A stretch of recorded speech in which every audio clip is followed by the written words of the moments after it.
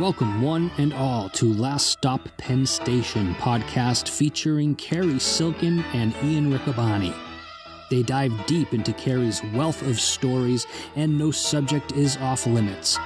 From the world of wrestling to his ticket agency, growing up in New Jersey, drug-fueled underground days, hustling in the French Quarter of New Orleans, and endless days and nights in New York City, every story is worth telling.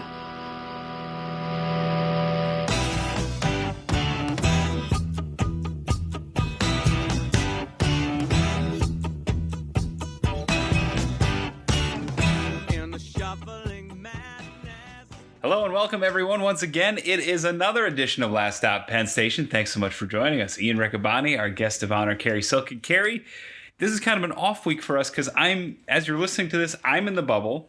I'm about to leave. He's got a bubbly face and a bubbly nose.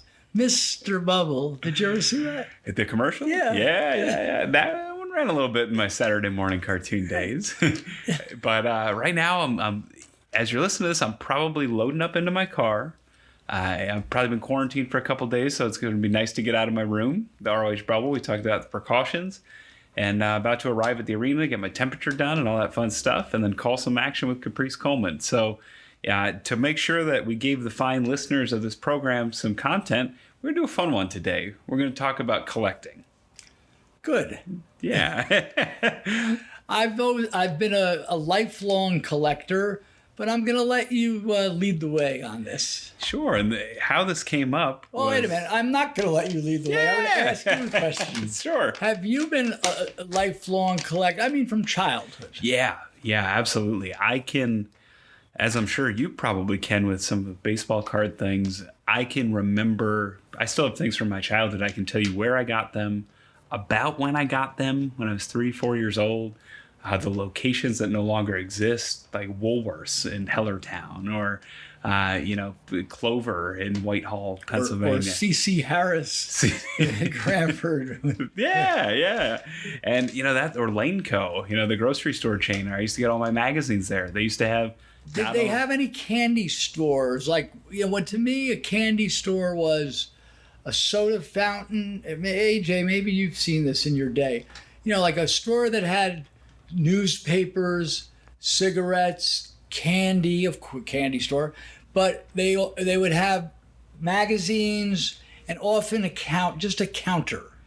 Not really. Okay. I think I just missed that. The closest thing would be when you'd go into Woolworths in the Whitehall Mall. They had kind of a soda fountain for a little bit, or soda station, but then it was just the regular Woolworths department store. So it wasn't like there'd be the Woolworths restaurant and then the department stores all kind of one.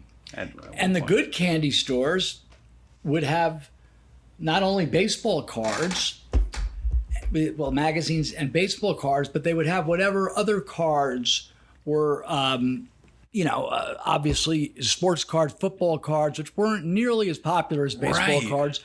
But I'm going way back, boys and girls. There were Beatles cards. Yeah. There were cards for the Monkees. For the U.S. presidents.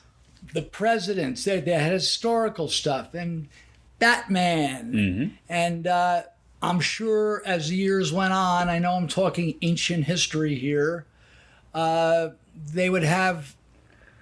into the 70s, Planet of the Apes, Star Wars. They would all have... which at the time were considered kind of junk, and there's a collector market that didn't develop yet. So I kick myself because even into the 90s, some of the stuff that is cool to me now was very cheap then as a kid, and now it's super valuable because I think there's a lot of folks my age and even up to your age in that bracket that look back at these things and say, oh, I remember getting this when, or oh, my father had that, or my brother had that, or I'd really like to have that again. Right. These items from your childhood, whether they're cards, models, mm-hmm.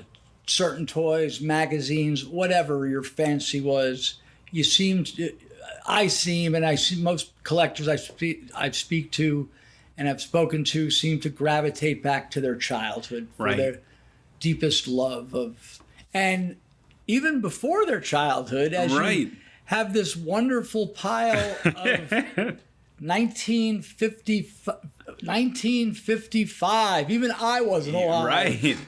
Yeah, neither of my parents were alive yet either. To your point, when I was a kid, I collected the wrestling action figures, but I also had the wrestling cards. And I was born in 1987, so my brother, who was 8 years older, was right there for that big boom, the baseball card boom. And you probably remember that. Oh, yeah. Where the card show started to happen. And, you could meet Mickey Mantle down at the mall.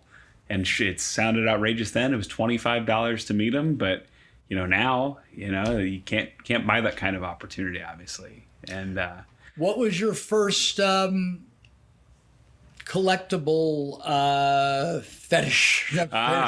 Sure. So I collected the Hasbro, the little plastic WWF figures, but there's a magazine ad that had these big rubber ones, the LJN figures, and my mom sent away for ones that I didn't know that were relatively exclusive to Canada. It included the Ultimate Warrior, Big Boss Man, Haku. It was the last series of the LJN set. And she sent away for them, and they came in a big box. I still have them. They're actually very, very valuable. And if I would have kept them in the box, though... I was just going to bring that up. Mine are actually not in bad condition, maybe near mint or excellent to mint. If you had to grade them on a scale of 1 to 10, maybe 6 or 7. Have the accessories, which is important in the collector market now. But if I would have kept them in the package, Haku, for instance, goes for thousands of dollars. Really? Yeah, and he's a couple hundred outside the package, which is still a crazy return on investment. But what about you're a big time sports fan. Mm-hmm. Weren't you drawn to baseball cards? I was, especially because of my big brother. And we would go to a place in Allentown called Goosey Gander that would have hoagies, made-to-order hoagies before Subway was doing it, or before Subway was really in the Lehigh Valley. And you could go there and you could get a hoagie, you could get a Snapple. That was the big thing. Snapple was sponsoring Howard Stern, so it was kind of cool. And my brother would keep me up late to watching Living Color and the Howard Stern show on Channel 9. And it was a lot of fun. And we would do that. I remember the 1990 sets pretty well, which had the very, very colorful backgrounds for tops, the colorful borders.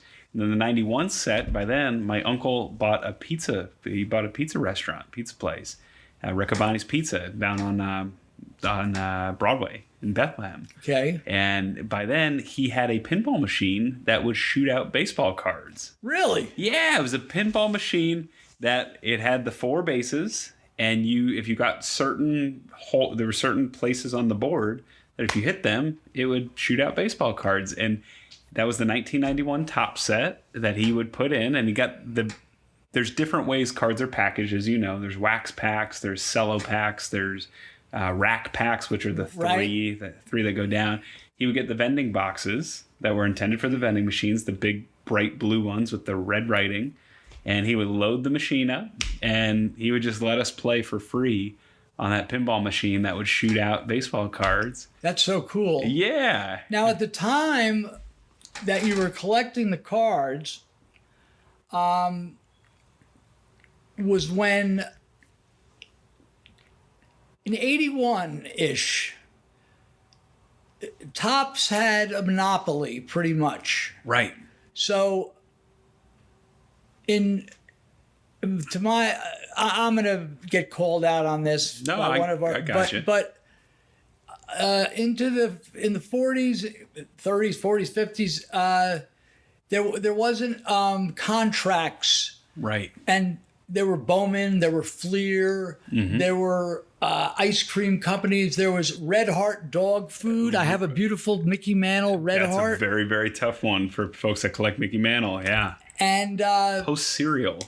Yes. Now, but as far as the packs of cards, Topps apparently had exclusive. Thank you, an exclusive with the players. Mm-hmm. Now, how Kellogg's got away with it. With the 3D cards in 70, in 71, 72. But then in the early 80s, Donruss and Fleer were able to break the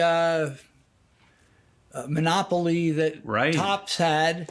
And suddenly there was by the time you're talking about, and correct me if I'm wrong, in the late 80s, early 90s, there were so many different cards. Score, Upper Deck, you name it. And then the auxiliary sets, 81, there was Topps Traded for the first time, where they would update the set. And they'd have that auxiliary set, the 100 or 130 cards for players that have been traded or rookies. So even Topps now had 2 sets every year, and it was crazy. And it was almost like a throwback to like 52, the 1952 set. That baseball set was issued in series, and now they're issuing 700 at one point. You can get the packs and then a box of 100 that.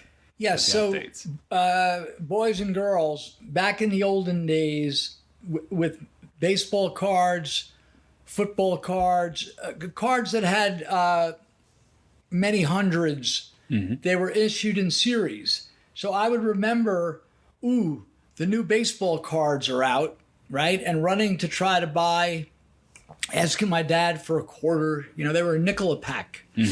But the thing was, by the time maybe there was 80 cards to the first set, and there was 500 and something cards total. By the time it got to the 6th and 7th set, it was sort of in the middle of the summer. Yeah. And I don't believe they printed as many.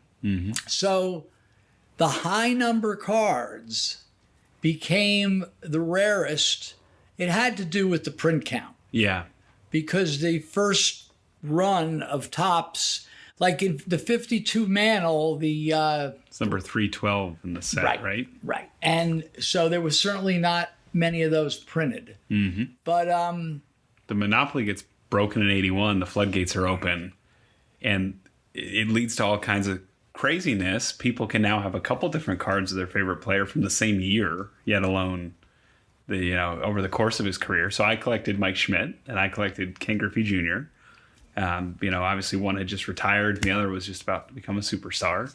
And I remember it was a lot of fun. You go to the card shows, and you get the ones you knew were out, like Topps and Leaf and Score and Upper Deck. Then you find oddballs like Kmart would put out a set, or Toys R Us would put out a set. Yeah, Ken Griffey rookie card was valuable for a period of time. Yes. Did it keep its value? It spiked. It spiked, fell, and now it's plateaued pretty well. And that's actually brings a good segue to kind of these 55 cards that we're going to talk about a little bit. Is because right now in the quarantine or during this pandemic, I think what we're seeing is kind of a K-shaped recovery where, you and I are both fortunate, and AJ's been fortunate to maintain employment. So there's some folks that have a little extra money. And I think there's things that are coming to market that may not have because of either others, needing to sell or moving on to a different hobby, even that other part of the K-shaped hobby. So the Ken Griffey Jr. rookie cards that you're talking about, specifically the Upper Deck one, which is always valuable. Even I can remember being 5 years old and it being a $50 card. In the age of grading, a PSA 10 still goes for $500 or $1,000 versus, at one point you could get it for $200. It fell quite a bit. And at one point in 98, 99, PSA 10 of that card was like a $3,000 card. Yeah. Excuse me. Most people probably know what we're talking about with PSA, but there was the whole card collecting business changed with this grading services. So instead of just having your card and, I got my Pete Rose card and for that year. Nice. Right, exactly. But when the grading came in, a $10 Steve Carlton card from 1979, if it was graded, and it was graded, the grades would be from 1 to 10,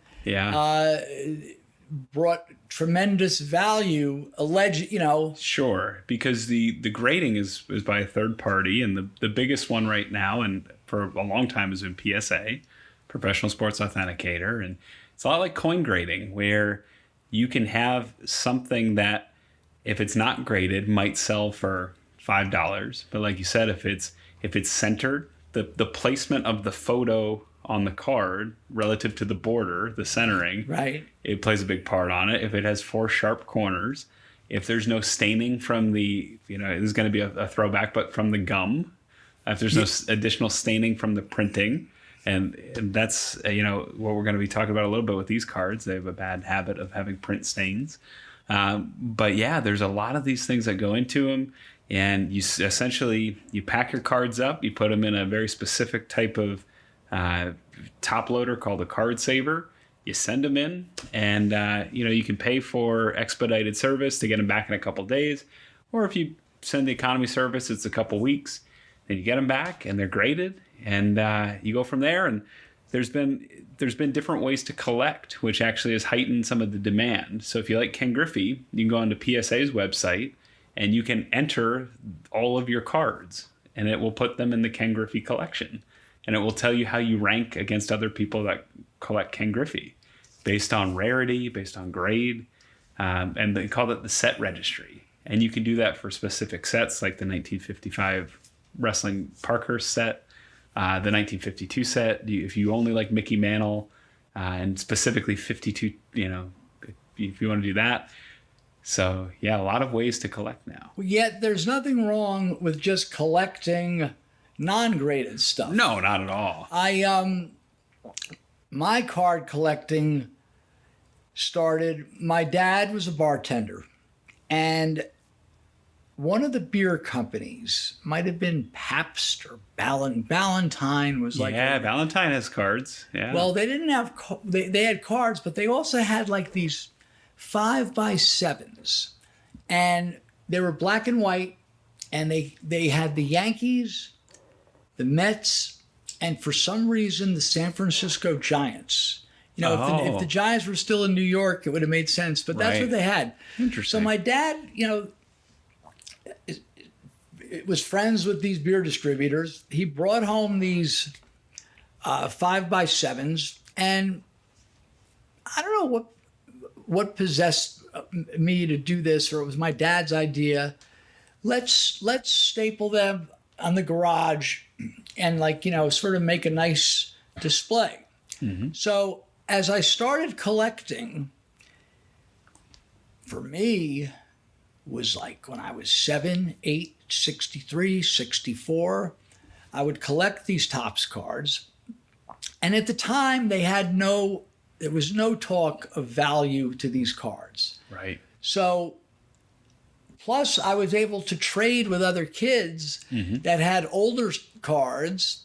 I didn't know about card shows. There might have been some back then, but they were doubtful, rare, or few and far between. Probably a one ad in a newspaper or a magazine at best. And so I started taking the baseball cards with the help of my father and stapling them on the walls. And we covered all 4 walls of the garage. So we literally ran out of space. Wow. Now we're talking about cards from 63 through, let's say, 68, 69. Sure. So encompassing Pete Rose's rookie card in 63, Reggie Jackson in 69. All the Mazes and Mantles and Aarons. Yeah. And I had 50s cards mixed in. And eventually we went to the ceiling. Oh. And we stapled the entire ceiling. Wow. So my dad, when he was working at this place, The Cove, that was sort of a cool jazz club, he knew a guy that worked at the Newark Star Ledger. Oh. And he mentioned to the guy about this baseball card collection. The guy, whatever position, this guy was like, that might make a good story for the little Sunday magazine section that was popular in the newspapers. And he sent a photographer, and I have the picture. And there was an article in the Newark Star Ledger about this. It was me and my next door neighbor, that these kids who collected these cards and displayed them, so in such a cool way. And my father, he contacted Topps. Oh. And, we bought like a dozen copies of the paper when it came out. And he sent it to them.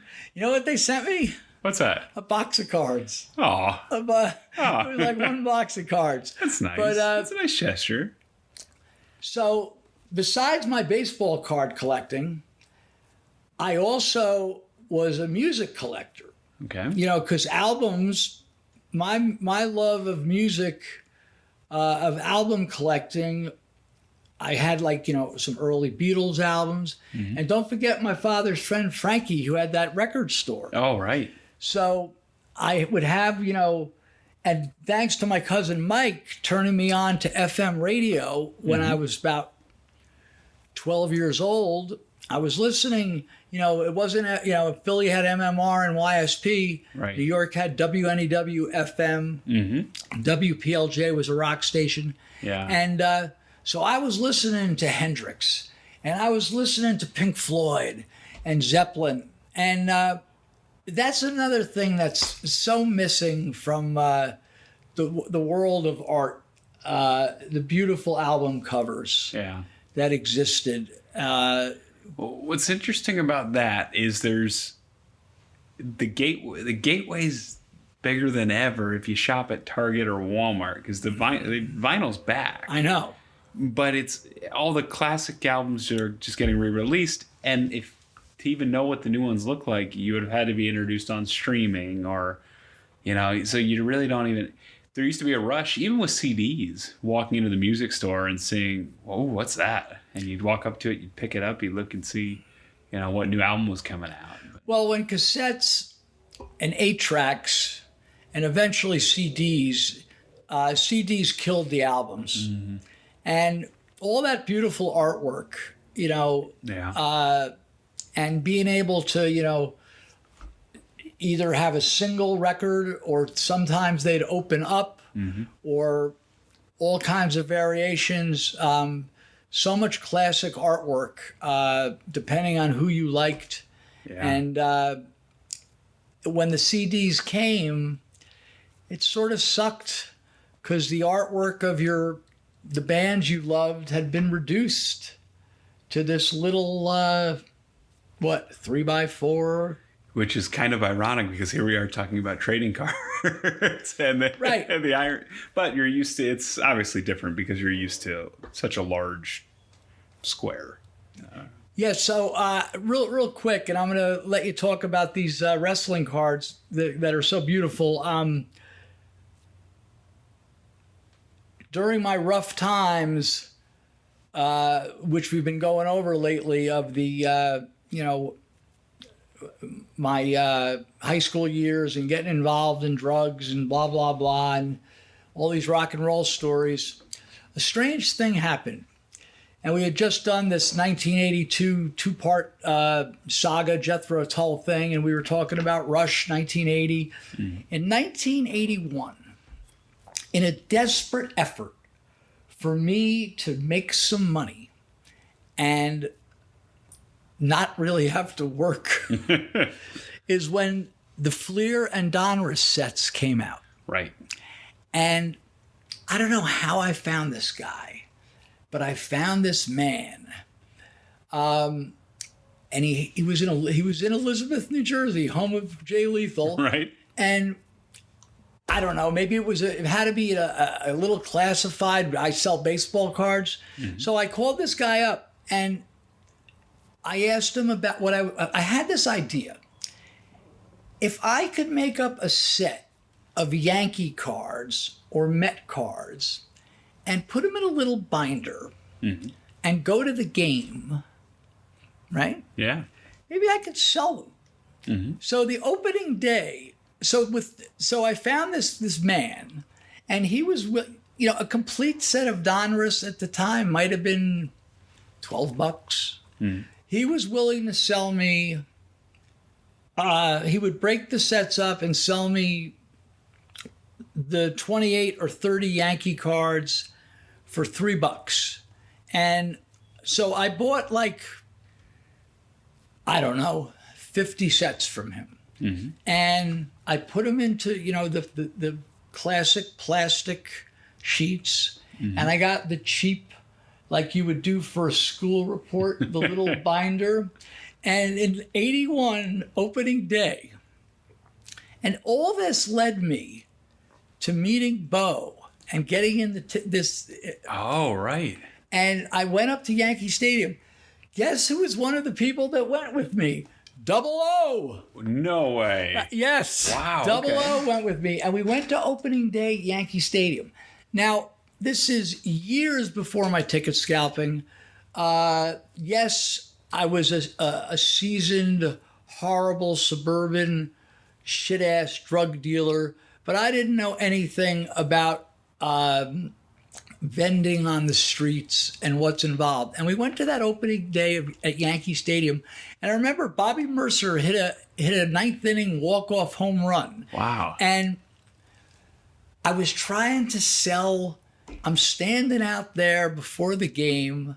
There's the pretzel guys. There's Stan's Sports World.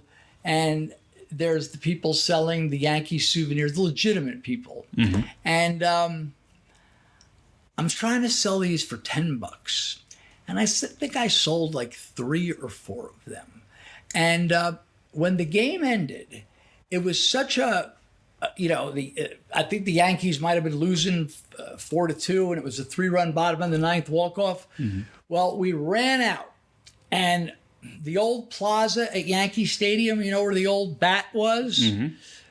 I just stood there, and there was sort of like big flower pot things where you could sit, and I stood up selling these, and I sold like 15 of them. Wow. Right? I thought I hit the jackpot. With my previous, so like for the day, I sold like 20 of these books. I'm like, wow, this is going to be something. Holy shit. Well, I went to the next game, which was like a rainy Tuesday night against Texas. And not only did I barely sell anything, but I got harassed by the cops who just told me, look, you can't sell.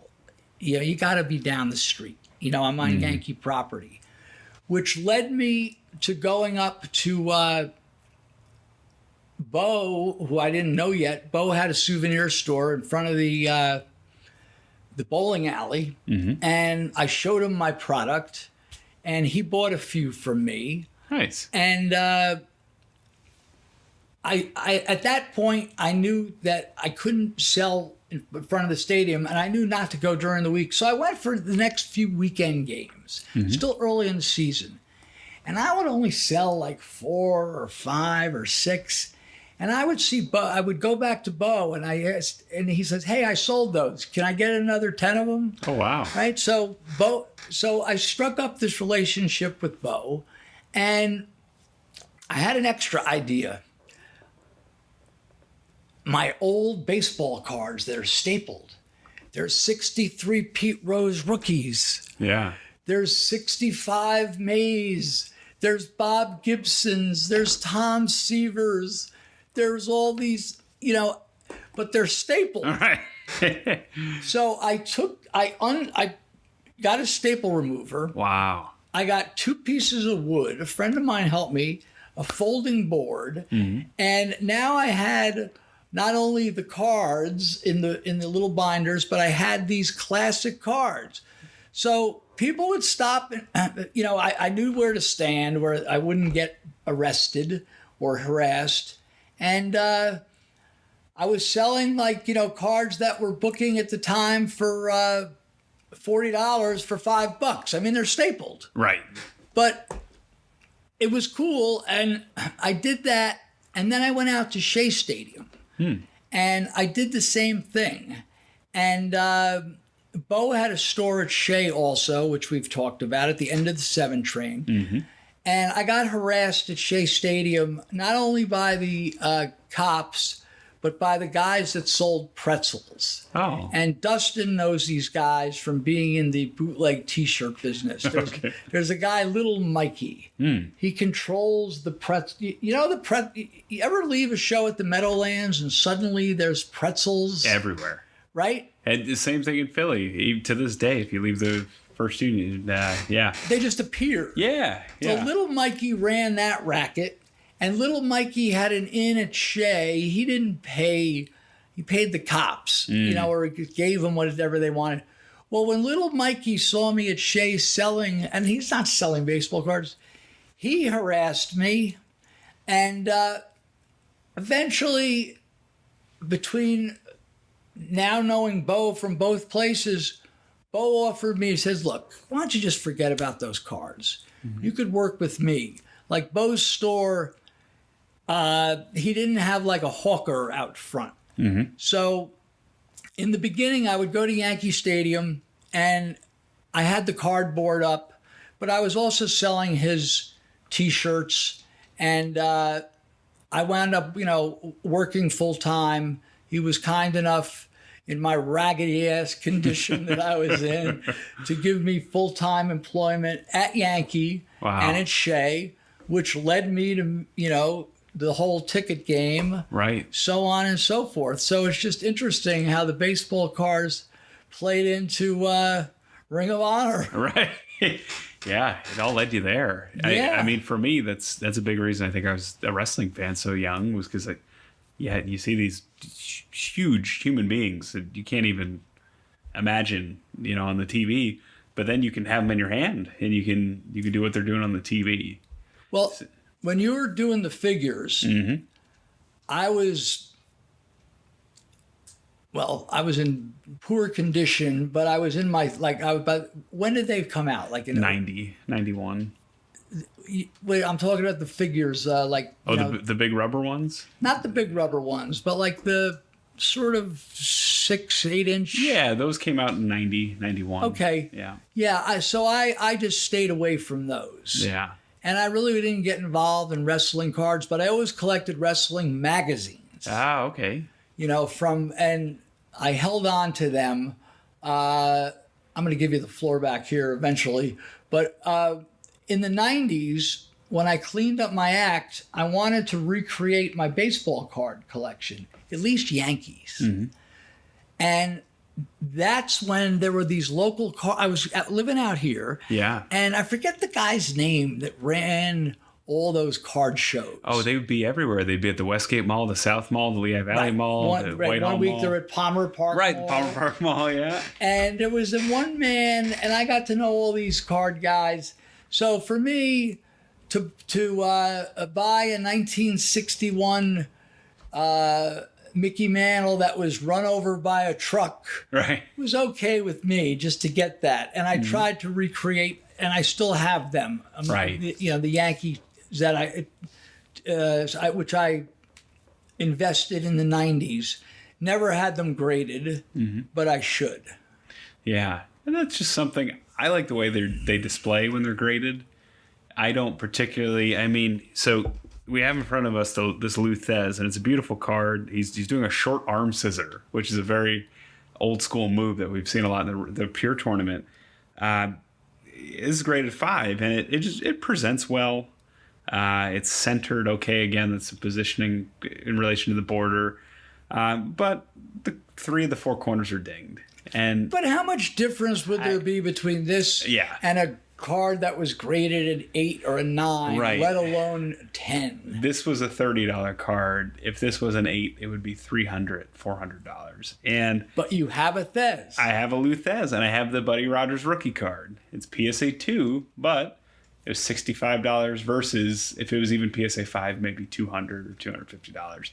And I plan to display these on my wall, and there's a cabinet you can sell, and they display well. They display nicely as they're graded. But yeah, it's one of those things where, to your point, the difference between a 5 and an 8, if you're 6 feet away, there is no difference. It's like a high def TV, right? If you're sitting within 3 feet of a high def TV, there's no difference between 720, 1080, or 4K. Right. But well, this is a beautiful set, and Ian's an avid eBayer. Yes.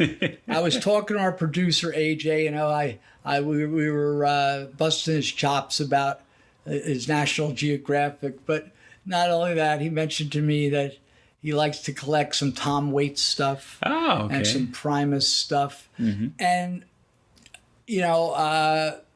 as you know, I have a pinball collection. Right. Which accrued. It took me years, and they're tremendously undervalued. Right. Because the research I've done, some of these machines, like from the 60s, mm-hmm. they only made like 2,000 of them. Right. And they would make the rounds to the arcades. Mm-hmm. And when people stopped playing them, or the next set came out, they would pull them back and use the parts. So there's way less than 2,000. So a lot of these machines are put together by, a guy has the back glass. Mm-hmm. Another guy has a board. Right. So my point is that the value of the games should be way more, but it only depends on the demand. Right. And that's the interesting thing about this set. There's two sets, one in 54 and one in 55. They're Canadian.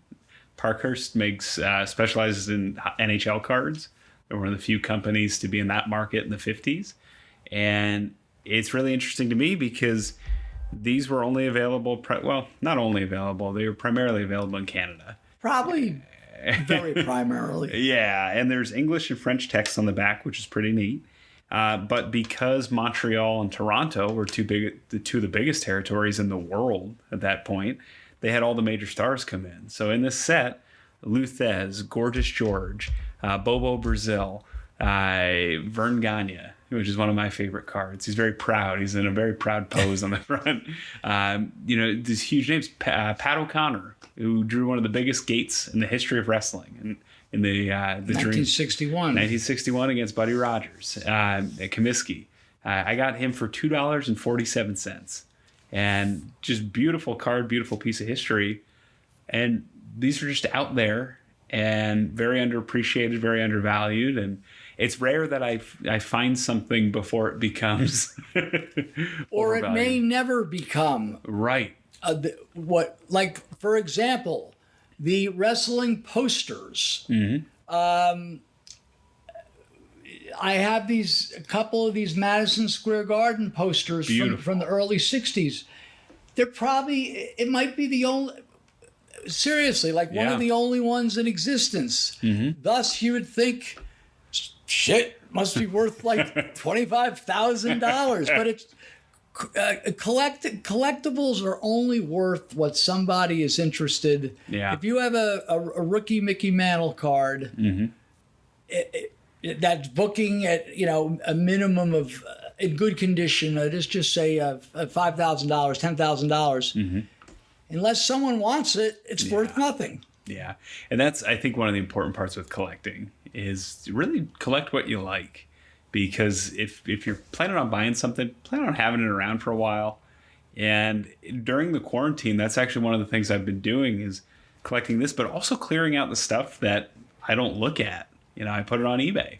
I used to collect rock T-shirts. I sold some really cool rock concert T-shirts for way more than I paid for them, which was a nice perk. But also, they were just sitting in a drawer, and I wasn't enjoying them. I wasn't using them. And in the back of my mind, I knew some of them were valuable, so I wasn't wearing them. Right. Because I was afraid I was going to damage them. But what was the best, your best sale? Sure. I sold a Thompson Twins T-shirt. The Thompson Twins? Which I bought on eBay in 2001 for 99 cents. I sold it for $200. Really? Yeah. And I have a bootleg Run DMC California Raisins T-shirt that would be sold in the parking lot that said Raisin Hell, like Mary Mary and all that. And so I sold that one for $100. Really? Yeah, and I bought that for $3 at a thrift store. There's all this stuff. I sold the Strokes T-shirt only because I had two of them for some reason. I must have bought two that night. Aren't they a newer band? They are, but this is from 2001, and I sold that for $75.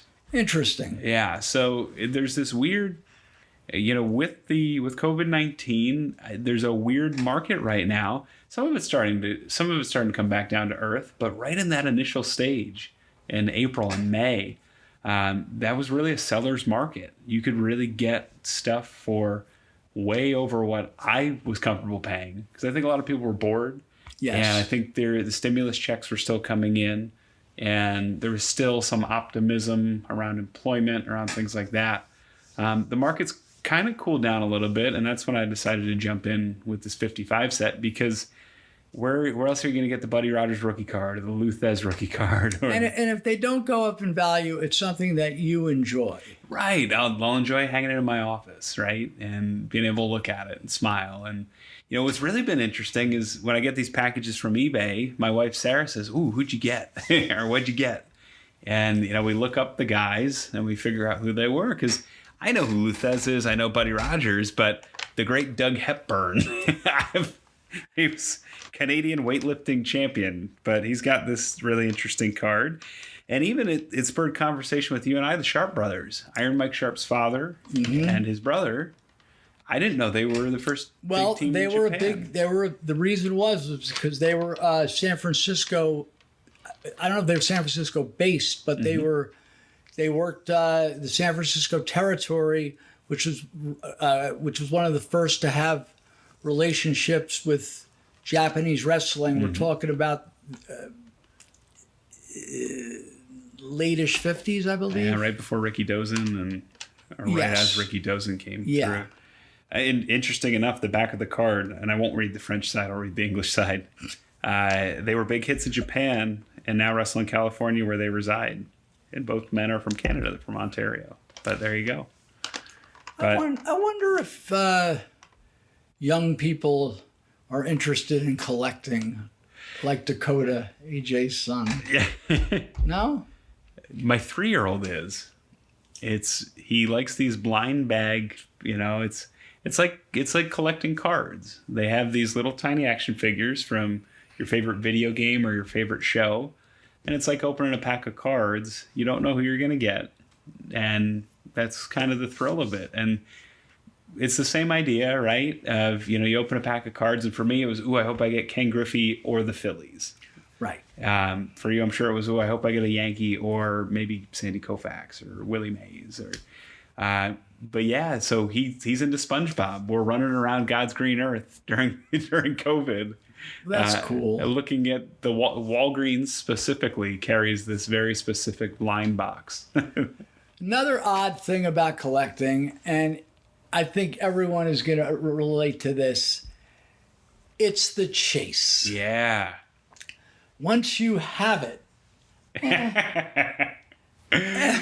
Oh, and eBay's the worst. I've been on eBay since 1998. And I was 11. My mom signed me up for it. But once you get on an eBay streak, I sniped a couple of these for $2.50, Cary, and it was one of the biggest endorphin highs I've had, in a long time. So, or winning Luthez for 30, putting in that bid at the last second to get it.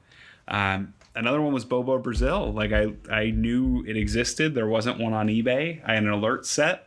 It popped up, and to complete this set. Yeah. Is it numerically possible that these cards that are out there? It is. There's 121 different ones. I think including a variant, there's 122. So if you get all the ones plus the variant, I think it's 122 off the top of my head. And it's possible. What's interesting with the grading piece is you're going to see your Luthez's graded. You're going to see your Buddy Rogers graded. You're going to see the big stars graded. Even Pat O'Connor, who young fans might not know, but fans who would be interested in collecting these would know. But you're probably not going to see too many Doug Hepburns, who's a funny card, or Hans Schmidt's a name that we know, but I don't know that you'll see too many of those graded. Or this very... So you won't buy one that's not graded? Probably not, just for display purposes. Because for me, collecting consistency, I probably buy one in any grade, but I like the way they all kind of look together once they're graded. But that's like a collector tick for me. It doesn't really matter for this set how they're graded or what they grade, but that they are graded by PSA. Well, I have a question. Yeah. I remember, don't worry, I'm going to ask the question. Down the Jersey Shore, they would have a vending machine. They were called exhibit cards. Oh, yeah. Similar to the ones... Oh, I wish I had one to show you. They were sort of like... They were less than 5 by 7, almost like postcard size. Sure. And you would put a nickel, or it wasn't a penny, it would be a nickel, and you might get Elvis. Right. Hi, Lamb Chop. You might get Sandy Koufax, Mickey Mantle. But I remember getting, oh God, who was it? Someone like Arnold Skolin. Okay, the Golden Boy. Now, I believe these were basically from the later 50s, but my question is, do you know of any pro wrestling sets or cards that came out between these Parkhurst and then the 90s? There's the 82 All-Star set, which has become really popular, which you have an advertisement for.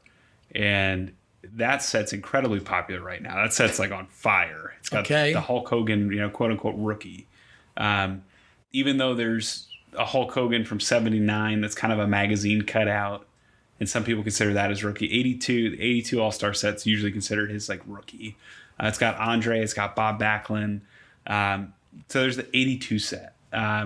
Before that, there's the 51 Topps ringside set, and that's got wrestlers and boxers, mostly boxers. There's the Magic Picture set. Right, that's odd. Right, it's so strange. You describe it. It's essentially a intentionally faded photograph where you kind of have to guess who the wrestler is or guess. And there's other people in the set. I think there's some baseball players. I think there's some football players. It's still not people. As Cary disrobes at the thought of the masked wrestler. You gave me 2 of them. Yeah, they're the strangest things. The weirdest cards. I just can't imagine like how they were sold or like... Well, it brings you to a good point. The 33 Gowdy set has Jim Londos, one of the biggest biggest drawing wrestlers ever. And those were found in tobacco and chewing gum and things like that.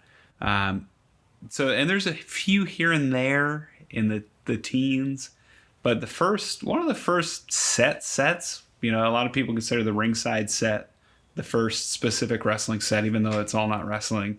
But then the 54 and 55 Parkhurst sets are usually considered the first like real, quote unquote real set, because it's got the gamut of wrestlers. It's got all your big names. It's got a lot of local names from Ontario and Montreal.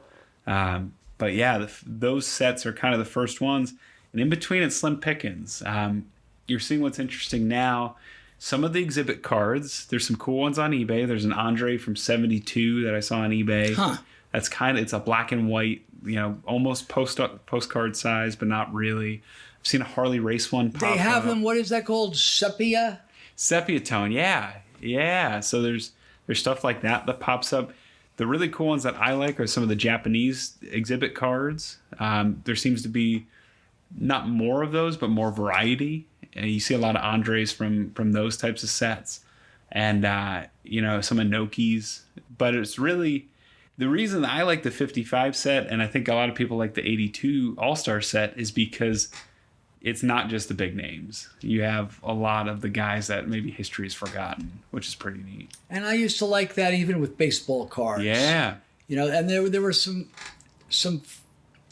I wish I had this here. It's a 1962 Howie Koplitz. Oh. Guy was a relief pitcher on the Tigers. If you had this card, he looked like he was 120 years old. Just some class, why would they use this picture? Right. Just they caught him on the worst day. On the worst the guy time. wore glasses. He and if you looked at his age, he was like 27. Right. But, he looked like a minimum of 67. Oh, yeah. And these are all, it's really cool stuff. We could go on and on. I got so much stuff downstairs. I've been trying to give Ian some of my duplicate wrestling magazines. I have some nice baseball cards that I need to get graded.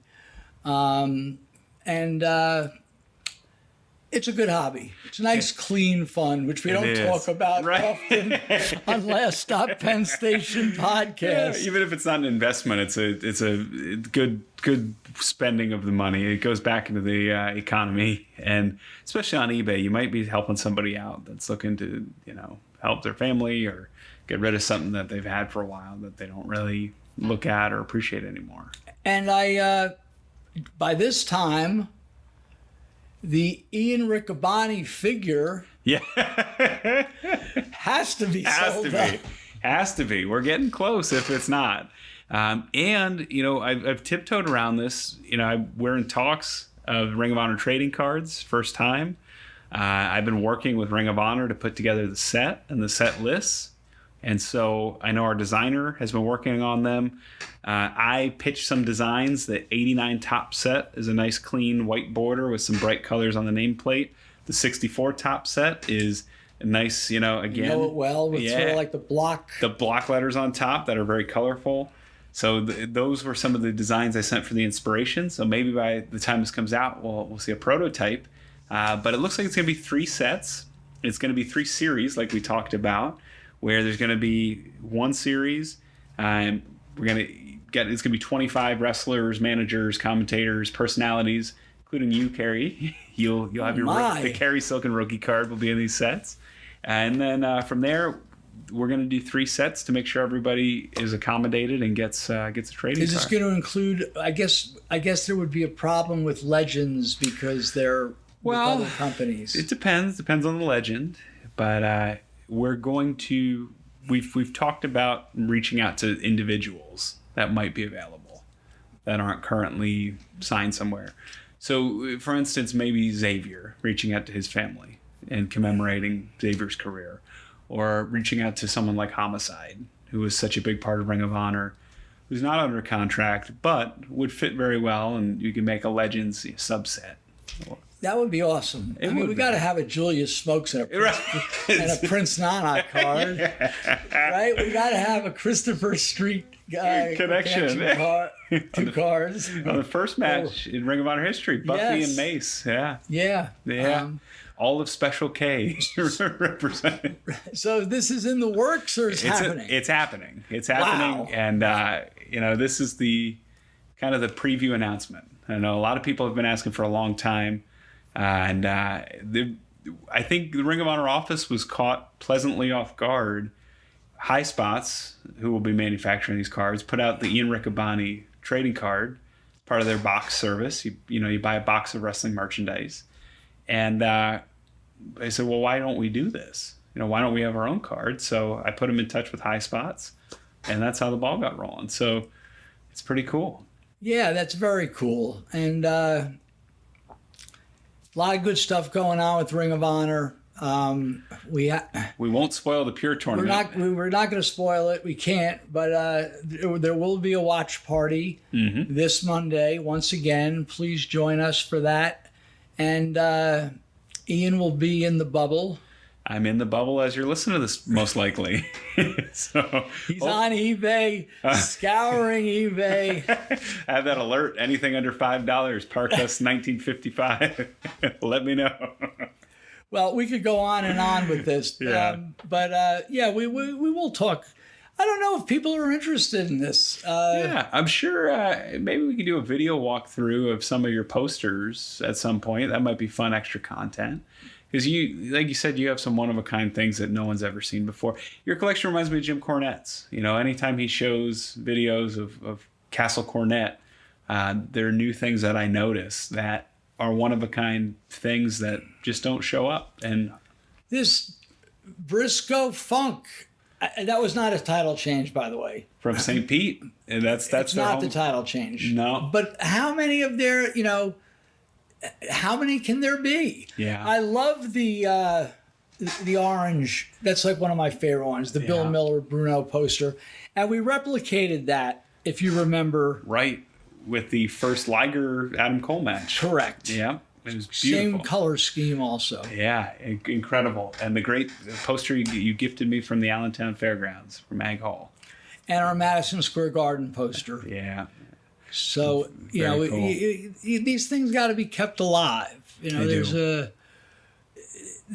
there's a good tradition, and they're just cool. You know, I mean, I can't be the only person. You know, they stopped producing wrestling posters.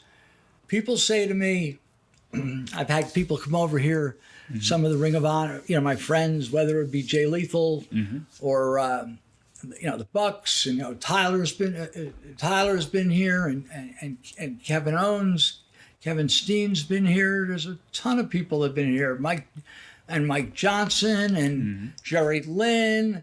And I'll often hear, well, these are really cool. You know, they're all from like the 60s, 70s. And if you go downstairs, right, I have a ton more.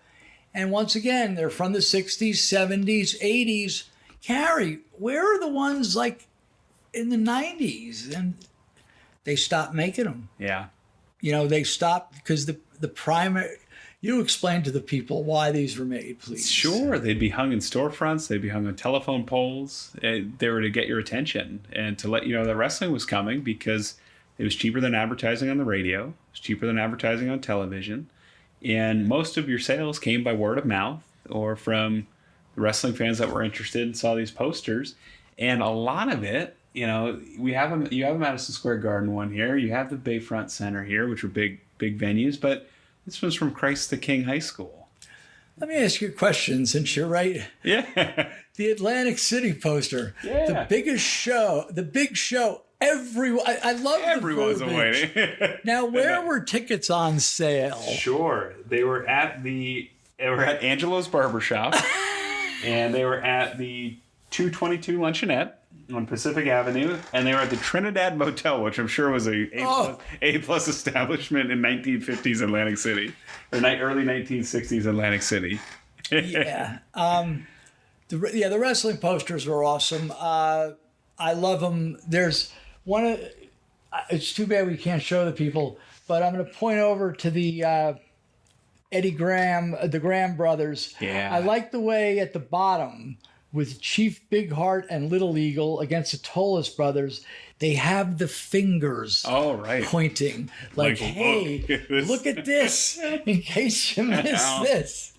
And wrestling posters are also famous for misspellings. The one right next to us, Arnold Skolin. His name has been spelled so many different ways. Bad grammar. The main event, Toru Tanaka's name. Right. Yeah, completely misspelled. Right. It's a miracle they got his last name right. And then they would make things up. Like, I don't think Tony Gurria was ever called Mr. Hollywood. He's from New Zealand. Why does it say that? Wow. Oh, my goodness. There's somehow they got Larry Zbyszko's name spelled right. That's a miracle. Right. And across from us, one of my favorite, just the way they printed it, I'm looking at from the Crystal Rink Arena in Norwalk, Connecticut, and there's a midget match on the bottom. And see that. It's Little Beaver and Bouncing Baby Burke against Dream Team. Tom Thumb, and instead of Pee-wee, Peewee, they ran that together with just one E for after the P, so it's Pweed. It's incredible. It's amazing, and you see this time and time again. You have a museum over here, and it's a lot of fun, and you've helped me with my collection. My basement now, as I'm working to finish it, is decked out in Ring of Honor posters that you've had. You've gifted me from 05, 6, 7, and just beautiful. Yeah, I wanted to continue the tradition. When I owned the company, and even when I didn't own the company, because they're just cool, and people like them. Well, they're still liked. What's interesting is if there's any hardcore collectors listening, there's secret run posters. You and I both know this, that end up in the Ring of Honor office that we sign after every event, and those are pretty neat too. And it'd be interesting if they made those for sale. I don't know how many they end up making. There's usually never a handful, but there's some really, really cool posters that the general public has never seen that are signed in the Ring of Honor offices that are really cool. Well, I found a rarity of Ring of Honor posters. Oh, do tell. We talked about the famous Samoa Joe Kobashi match that was held at the New Yorker Hotel, not the Hammerstein, not the Manhattan Center, but the little ballroom. But I don't think we've done a full Kobashi episode yet, but I've referenced this. We talked about it in the Japan episode. Yeah. Well, we were supposed to have a show. The guy that owned the Rex, didn't own it. The guy that ran the Rexplex, when it suddenly got shut down, he'd been he's like a Gary Juster type. He'd been in the building management and booking business all his life. Well, he calls Sid, or he called me, and we had never been in New York City yet. And he had a building for us. And we're like, well, what do you have? Because we knew New York was just out of our price range. I think Sid and I went in a couple times, and even like a ballroom at the Hilton, which is not ideal, but it was $15,000, whatever. It was a lot of money for us. The 168th Street Armory had been refurbished. So we're talking about Washington Heights, which was a dubious area, but it was now we're talking in 2005. It was having a gentrification, particularly above, like above where Presbyterian Hospital is, towards the George Washington Bridge.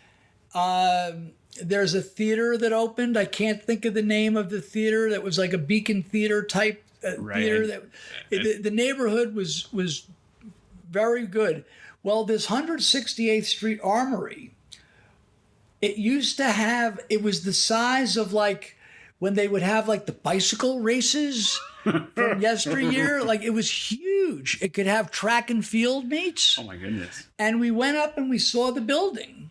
And I'm like, this is like 50 times the space we need. He goes, we'll just, block off an area.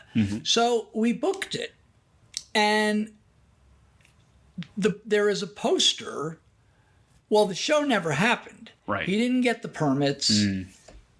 We'll tell the story another time, or we've touched on it, but Prince Nana found the New Yorker Hotel, but we have posters that were made for the 168th Street Armory show. I've got one downstairs. Might be the only one in existence. It might be. That's incredible. Yeah. So, very interesting stuff. Oh, very cool. Well, this has been a fun one. This has been, absolutely. And there's room for more of this. Absolutely. Yeah, we will do that. And I got to get back to the bubble, though. I got to get back to calling some matches. You got to get back to the bubble. Please subscribe to Last Stop Penn Station. We don't always go down and dirty. We're nice and clean and G-rated with collectibles. Occasionally. Didn't even get into any of Ian's sex toy collectibles. No. I wonder if you still have that collection. No, that was a check-in, check-out, and all the merchandise was inventoried for my presentations. Well, if you're just hearing this episode, we touch on Ian's sex education career in previous episodes. So there's a lot of good content available. I want to thank Ian again for making this possible, as well as AJ from Basan Creative. If you're listening and you're in the Lehigh Valley or the Northeast Pennsylvania, New Jersey area, AJ does tremendous photography, graphics. He'll paint your house, whatever. No, he does really good web work. And you can check it out at laststoppennstation.com. That's a great example of it. Or go to the Basan Creative website. And he's working with a lot of businesses locally and within the area. And he's definitely worth an email. It's on Basan Creative. Absolutely. Well, that wraps up another great edition of Last Stop Penn Station. For AJ, for Cary, for Lamb Chop, who I heard earlier. Yeah, one last thing. Lamb Chop,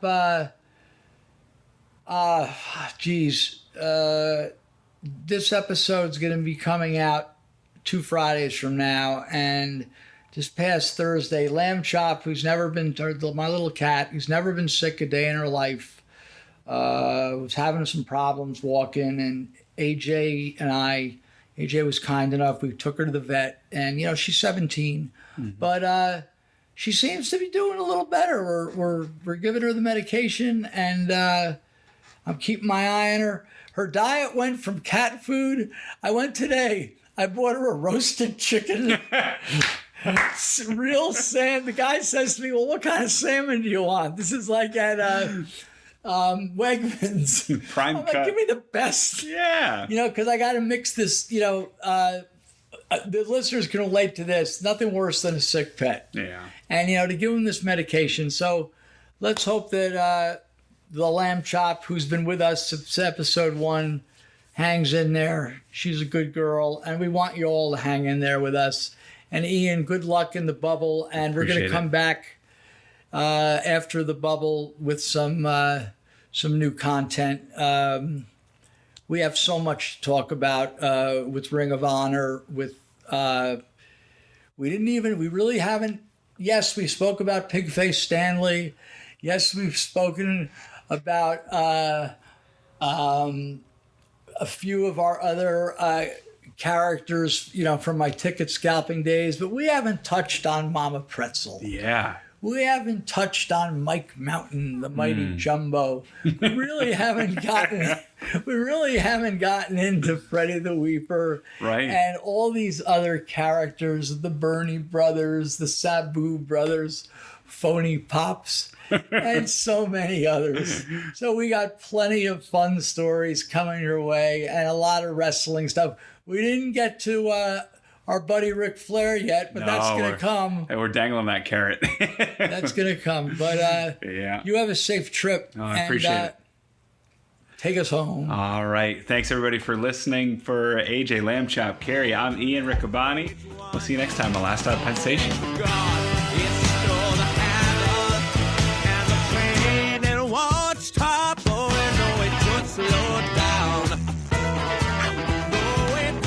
For listening to Last Stop Penn Station podcast. Rate, review, like, subscribe, and share on your favorite platform. Connect with us on Facebook, Instagram, and Twitter, or at laststoppennstation.com.